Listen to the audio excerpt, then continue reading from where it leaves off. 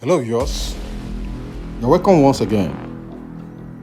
We are still at Glorious Farms where they are building their new pig pen. Right now, installation of plumbing pipes is ongoing in the pig pen.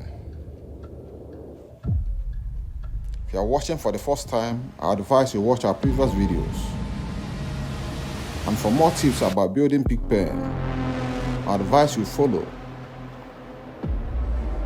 till the end for more video coming soon, so that we know the professional way of building pig pen.